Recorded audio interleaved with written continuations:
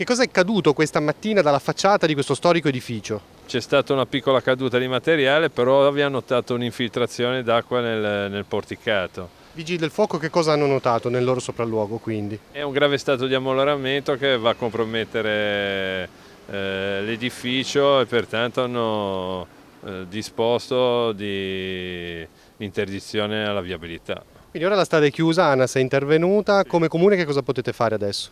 Adesso faremo noi un'ordinanza di messa in pristino, ma nel mentre ANAS sta andando avanti con la progettazione per a sua volta intervenire.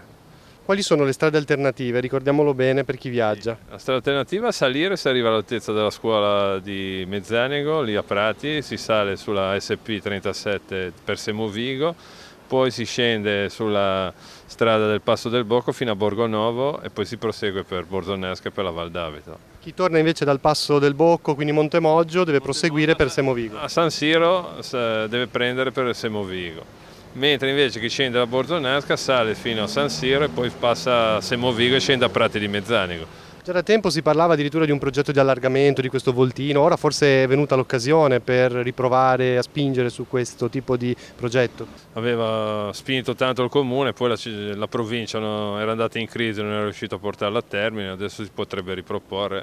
Comunque adesso noi stiamo lavorando sul contingente per riaprire la strada nel più breve tempo possibile. Quanto bisognerà aspettare? Ai tempi io non mi posso pronunciare, ma sicuramente stiamo lavorando H24 per raggiungere una soluzione rapida e definitiva del problema. Non solo i privati, ma anche ANAS andrà a intervenire con la possibilità di rivalersi sui privati. Pertanto noi stiamo lavorando e siamo fiduciosi di risolvere appresso il problema.